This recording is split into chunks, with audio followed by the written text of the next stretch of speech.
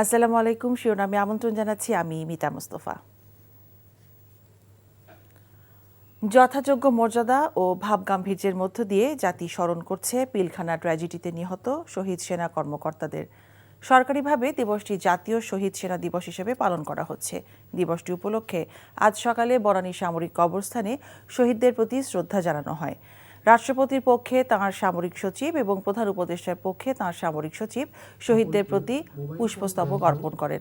স্বরাষ্ট্র উপদেষ্টা এবং সিনিয়র সচিবও এ সময় শহীদদের প্রতি শ্রদ্ধা জানান।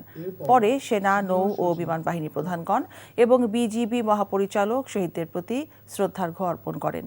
শহীদ পরিবারের সদস্যগণও তাঁদের স্বজনদের প্রতি শ্রদ্ধা জানান। 2009 সালের 25শে ফেব্রুয়ারি রাজধানীর পিলখানায় তৎকালীন বিডিআর সদর দপ্তরে বিপথগামী বিডিআর সদস্যদের হাতে 57 জন সেনা কর্মকর্তা নিহত হন। তাদের দুইটা মেইন দাবি ছিল, একটা হলো বিচারের দাবি, আর একটা হলো এই শহীদ সেনা দিবস ঘোষণা করা। তো আমরা কিন্তু শহীদ সেনা দিবস ঘোষণা করেছি এবং আজকে এই শহীদ সেনা দিবস হিসাবেই কিন্তু পালন করা হচ্ছে।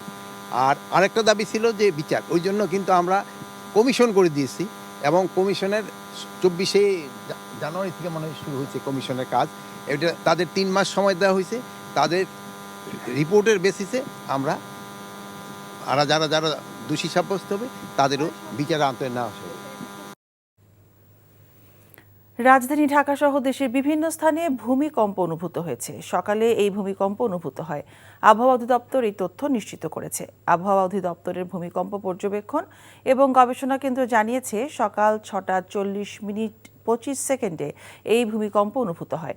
তবে এতে তাৎক্ষণিকভাবে ক্ষয়ক্ষতির কোনো খবর পাওয়া যায়নি। রিখটার স্কেলে এই কম্পনের মাত্রা ছিল 5.1। এটি মাঝারি ধরনের ভূমিকম্প। ভারতের পশ্চিমবঙ্গ এবং উড়িষ্যা সংলগ্ন বঙ্গোপসাগরই এই ভূমিকম্পের উৎসস্থল, ফলে বেশি প্রভাব পড়েছে উপকূলের জেলাগুলোতে। বাংলাদেশ থেকে উৎপত্তিস্থল ছিল 501 কিলোমিটার দূরে।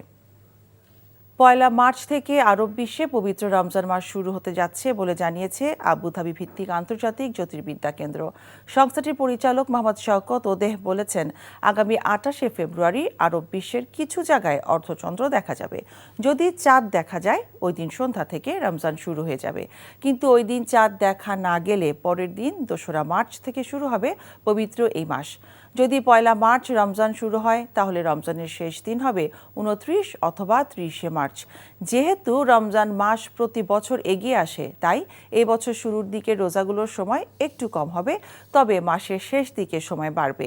এবার সংযুক্ত আরব আমিরাতে প্রথম রোজাটি 14 ঘন্টা 13 মিনিট দীর্ঘ হবে। সময় বাড়তে বাড়তে শেষ রোজাটি 14 ঘন্টা 55 মিনিটে গিয়ে পৌঁছবে। শিরোনাম এটুকুই। এই খবরের ভিডিও সহ আপডেট জানতে ভিজিট করুন এনটিভি অনলাইন www.ntvbd.com। এছাড়াও এনটিভি জনপ্রিয় সব অনুষ্ঠান ও খবরের আপডেট জানতে ভিজিট করুন আমাদের ইউটিউব ও ভেরিফাইড ফেসবুক পেজ।